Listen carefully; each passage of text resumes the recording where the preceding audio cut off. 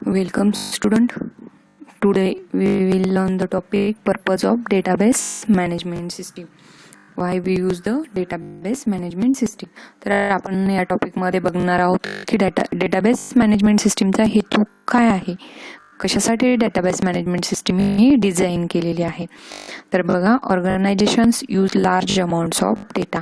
म्हणजे एखादं इन्स्टिट्यूट असेल किंवा एखादं ऑर्गनायझेशन असेल तिच्यामध्ये काय असतो की लार्ज अमाऊंट ऑफ डेटा असतो, भरपूर सारा डेटा असतो त्या एन्व्हायरमेंटचा.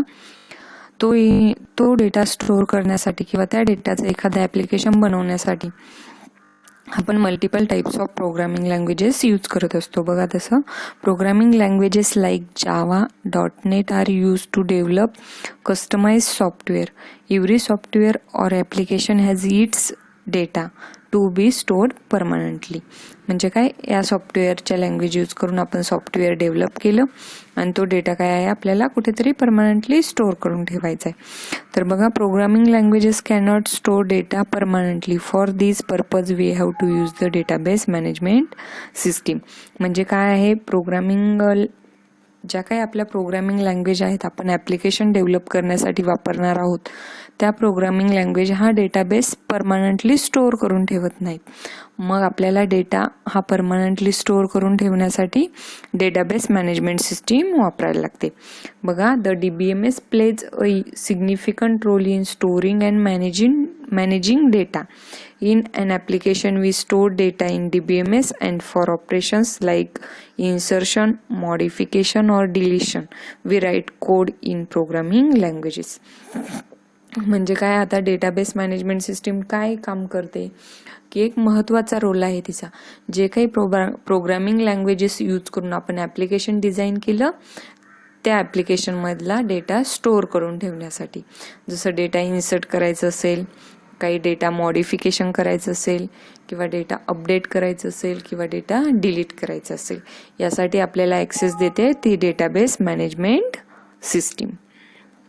नंतर नेक्स्ट आहे बघा, that is a software is usually created with the help of both programming language and database. म्हणजे आपण एखादं सॉफ्टवेअर जेव्हा क्रिएट करतो तेव्हा आपल्याला प्रोग्रामिंग लँग्वेजने ते सॉफ्टवेअरचा GUI बनवला जातो आणि डेटाबेसमध्ये डेटा तो सेव्ह करून ठेवला जातो. बघा, when the application is executed on client side, the client or user interact with interface of application which is created by programming language. ॲप्लिकेशनचा ज्या इंटरफेसशी आपण कम्युनिकेशन करतो तो प्रोग्रामिंग लँग्वेजने बनवलेला असतो. बघा, the database always remains backside and do not come in front of the user. Hence the database is known as backend while programming language is term as front end.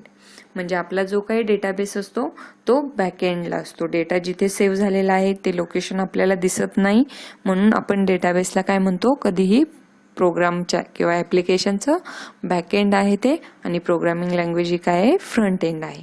कारण आपण ती programming लँग्वेजने जो interface design केलेला आहे आपण तो use करत असतो, म्हणून प्रोग्रामिंग लँग्वेज ही फ्रंट एंड आहे. बघा, a database management system is a software tool that makes it possible to organise data in database.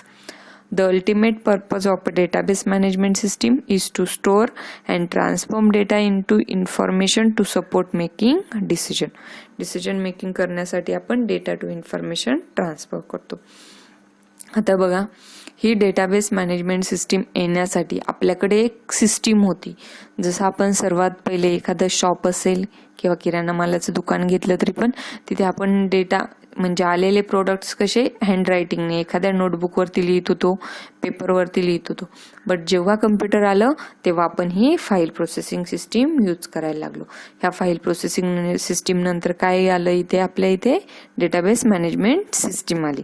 तर बघा, आता फाईल प्रोसेसिंग सिस्टीम काय आहे. Traditional file processing systems include manual systems and also computer-based file systems that were linked to particular application program. म्हणजे काय आहे, computer based system आहे, तिला म्हणतो आपण फाईल प्रोसेसिंग सिस्टीम. बघा, in our day to day life number of times we need to store data in such a way that it should be easily accessible whenever required. जेव्हा आपल्याला data पाहिजे तेव्हा आपण easily घेऊ शकतो अशी system आहे ही कम्प्युटर सिस्टीम. आपल्या डे टू डे लाईफमध्ये आपण तिला यूज करतो. The data may be of bank transactions details, daily expenses, employee details, product details, etc. Before computers, such data was stored with the help of papers. म्हणजे computer येण्याच्या अगोदर हा data आपण पेपर्सवरती लिहित होतो. बघा, after invention of computers it becomes easy to store data with the help of files. In the early days database applications were built on top of file systems. म्हणजे काय, आता कम्प्युटर जेव्हा आलं, कम्प्युटरचं इन्व्हेन्शन झालं तेव्हापासून काय केला जातो, हा जो पेपरवरती लिहिणारा डेटा होता आपण तो एखाद्या फाईल्समध्ये स्टोअर करून ठेवतो. म्हणजे एक्सेल फाईल असेल किंवा वर्ड फाईल असेल त्यामध्ये आपण तो डेटा स्टोअर करून ठेवतो. मग file processing systems was an early attempt to computerise the manual filing system that we are all familiar with. आपण सर्वजण ह्या कम्प्युटरला वापरू शकतो. File system is a method for storing and organising computer files and the data they contain to make it easy to find and access them. म्हणजे एखादी file आपण computer सिस्टीमवरती store करून ठेवलेली असेल किंवा ऑर्गनाइज किंवा कलेक्ट करून ठेवलेली असेल, तिला आपण इझिली शोधू शकतो आणि तिला इझिली तिचा वापर करू शकतो. म्हणजे काय, a file system is a method for storing and organizing computer files and the data they contain to make it easy to find and access them. Traditional file processing system is a computer based system in which all the information is stored in various computer files. म्हणजे traditional file system ही computer based system आहे, म्हणून कम्प्युटरमध्ये आपण data वेगवेगळ्या फाईलमध्ये separate फाईलमध्ये data store करून ठेवू शकतो. बघा, it stores data in a systematic way that the different departments of an organisation can store data in set of files which help to manage and differentiate the data. म्हणजे systematic वेने आपण data store करून ठेवू शकतो. वेगवेगळ्या डिपार्टमेंटनुसार वेगवेगळी file बनवून आपण डेटा तो ठेवू शकतो. File systems may use a storage device. आता ह्या फाईल सिस्टीममधला आपण डेटा कशात स्टोअर करून ठेवू शकतो, such as hard disks or CD-ROM and involve maintaining the physical location of the file. Hard disk मध्ये किंवा CD-ROM मध्ये आपण हा डेटा स्टोअर करून ठेवतो. The file processing system is good Wien there is only a limited number of files. जर छोटा data असेल, कमी डेटा असेल, लिमिटेड नंबर ऑफ डेटा असेल तर आपली फाईल प्रोसेसिंग सिस्टीम ही बेटर आहे, गुड आहे. बट डेटा जर खूप लार्ज असेल तर काय करायला लागतं, तो हँडल करण्यासाठी कॉम्प्लेक्स और डिफिकल्ट सिस्टीम आहे. म्हणून बघा, and data is are very less. As the data and file in the system grow, handling them becomes difficult. There are following disadvantages of the following system. जर data हा खूप असेल, big amount of data असेल तर काही file processing सिस्टीमचे काही disadvantages आहेत. बघा, हे disadvantages of file processing system.